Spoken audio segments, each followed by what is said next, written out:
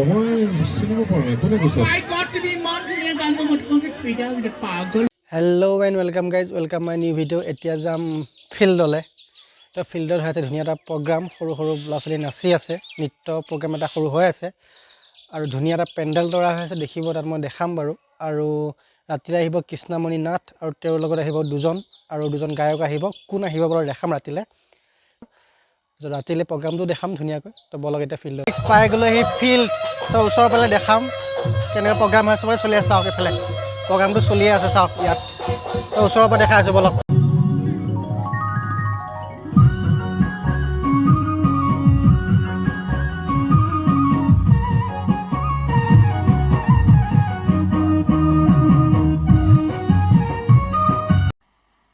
मजा नहीं आ रहा है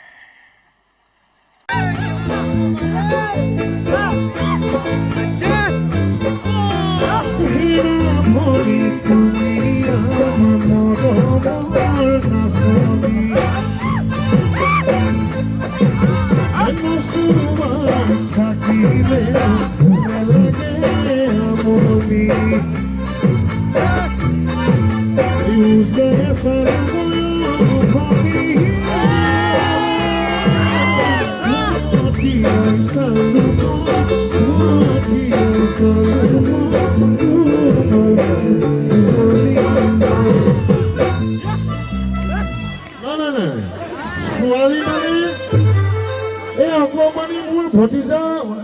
নাতি পুতি টাইপৰ ছোৱালী পঠাই দিছে ইয়াত কেনেকৈ হ'ব নেকি অকণমানি মাইনাহঁতে নাচক এইজনীতো মোৰ ছোৱালী দিছিলে এইবিলাক কিন্তু আমাৰ ছোৱালী নাই নেকি নাচিবলৈ আছেনে যদি আছে গান নহ'লে মই যাম ছোৱালী পাতিলে গান নহ'লে মই যাম এতিয়া কি হ'ব বাৰু আমাৰ ইয়াৰ ছোৱালী নাচিব নাজানে জানেনে কোনে জানে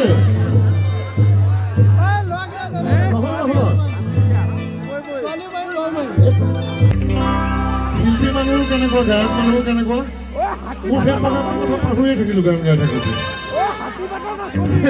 পাহৰিয়ে থাকিলোঁ সোনকালে যাব লাগে এতিয়া মই এই জামুগুৰি নাচনী নাচিবলৈ আহিলে এই পথতে বেয়া হ'ল মতৰ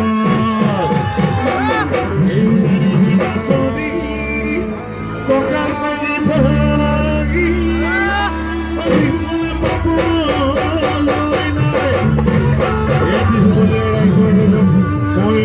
গীত গাবলৈ ওলাইছোঁ পুৰতিকৈ গৰম লগা নাই সকলোৱে যেন চাপৰি বজাই যায়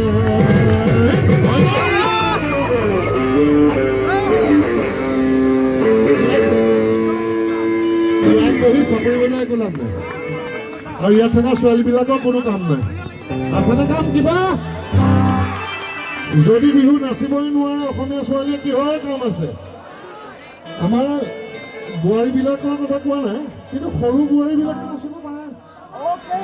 কিন্তু আমাৰ ছোৱালীবিলাকে চাপৰি বজাই থাকিব নালাগে কিয়নো সিহঁতে নাচিব নাজানে কিয় চাপৰি বজাব লাগে সেইকাৰণে মই কৈছোঁ মই ইয়াত উদয়ক দেখা পাইছোঁ উদয় শংকৰ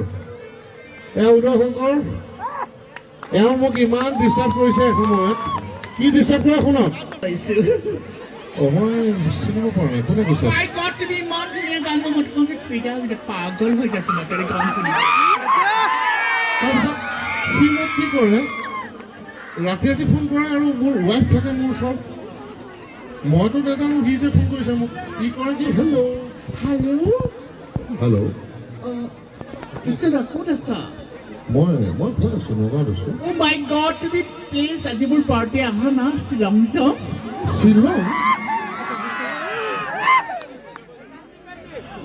মাই গড তুমি যে মোক নকওঁ ছোৱালী মানুহ ক'বলৈ লাজ লাগে হয়নে যিটো কৰিলা আৰু ভাই অ' মাই গড বেছি কৰে দেই গতিকে এটা কথা খুব ভাল লাগিছে আজি কৃষ্ণদাই কৈছে ইমান ধুনীয়া ধুনীয়া কি ছোৱালী নাই নেকি হয়নে আমি নাচিব লাগে অ' মাই গড কালি কিন্তু মই লগত আহি আছোঁ বেছি কৰিবলৈ অ' মাই গড থেংক ইউ সেইদিনা কলিকতাৰ ঘৰলৈ গৈ কি নাম আছিলে কি নাম আছিলে আমাৰ হাতীবাদ মজাৰ ল'ৰাকেইটা কৈছিলে কি নাম আছিলে পাহৰিলোঁ আমাৰ আছে নিদীপ নিদিবে ক'লে ভূপেন দা আপুনি আহিব লাগিব ধৰক বহাগৰ 1 তাৰিখ আজি 1 তাৰিখ বহাগৰ আজি পহিলা বহাগত মই ভূপেন হাজৰিকা বহুবাদবাসী ৰাইজৰ লগত হাতীবাদবাসী ৰাইজৰ লগত একেলগে বিহু মাৰিমে বুলি আহিছোঁ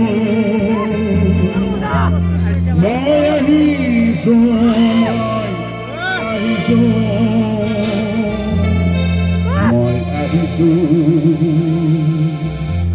ন বহাগৰ বতৰাকে লৈ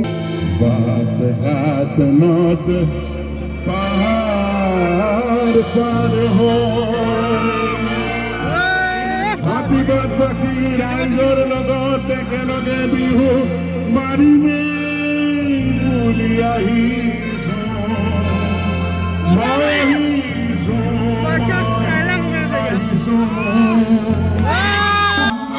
মা আমি আপালা সংগ্ৰামে তহঁতকে বোলে সহযোগ কৰিবনে 1 2 3 4 মা আমি আপালা সংগ্ৰামে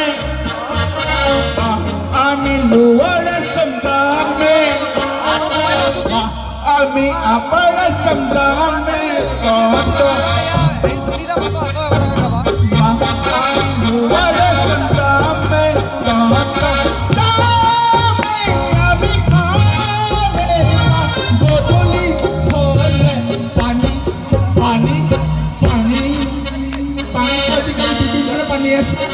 বগা পানী আছে ৰঙা পানী আছে হয়নে গতিকে আকৌ গাইছোঁ মা আমি আপাৰা সংগ্ৰামে আমি লোৱাৰা সংগ্ৰামে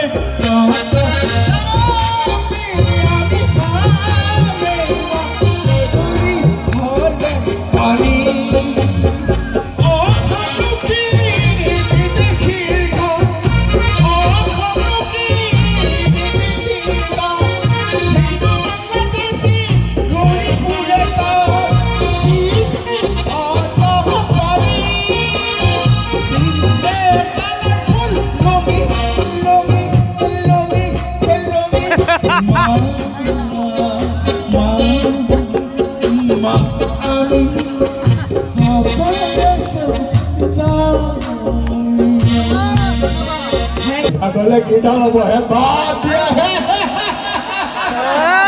মজা গাঁও মৰিগাঁও অঞ্চলত ভোগালী বিহু অনুষ্ঠানত আহি খুব ভাল লাগিছে এনেকুৱা অনুষ্ঠান পাতি থাকিব লাগে আমাৰ দিনত কিন্তু এনেকুৱা নাছিলে হয়নে নহয় এইটো এটা অঞ্চল ডাঙৰ কথা নিষ্ঠা ক'লে কেইটা ল'ব মোক ঘূৰি থাকিব দিছে দেই এইপিনে ঘূৰাই নাই হয়নে বাইদেউসকল আমাৰ দিনত কিন্তু অলপ বেলেগ আছিল হয়নে নহয় এই কথা ক'লে বাইদেউ দেখিয়ে হাঁহি দিলে হয়নে উপায় নাই গম পাইছে কোনোমতেহে আহিছোঁ কিন্তু এটা কথা বেয়া লাগিছে অসমখন আৰু বেলেগ বেলেগ হ'ব নালাগে হয়নে নহয় আমাৰ অসমখন এখনেই অসম এইখন সোণৰ অসম আমি ধ্বংস কৰিব নালাগে কাৰণ এইখন আমাৰ সোণৰ অসম এইখন হ'ল বীৰ লাচিতৰ অসম এইখন হ'ল জ্যোতি বিষ্ণুৰ অসম এইখন হ'ল শংকৰ মাধৱ আজান ফকীৰৰ অসম ইয়াতে কোনো হিন্দু নাই মুছলিম নাই শিখ নাই ইছাই নাই বড়ো নাই ৰাভা নাই তিৱা নাই আমি সকলো অসমীয়া হয়নে নহয় দুয়োটা হাতটা পৰি মাৰিব নালাগে আৰু দেই হয়নে নহয় আমি সোণৰ অসমখন আমি ৰক্ষা কৰিবই লাগিব এইটোৱে কথা কৈছোঁ ধন্যবাদ আকৌ লগ পাম দেই বেছি কৰে ধন্যবাদ আৰু বহুত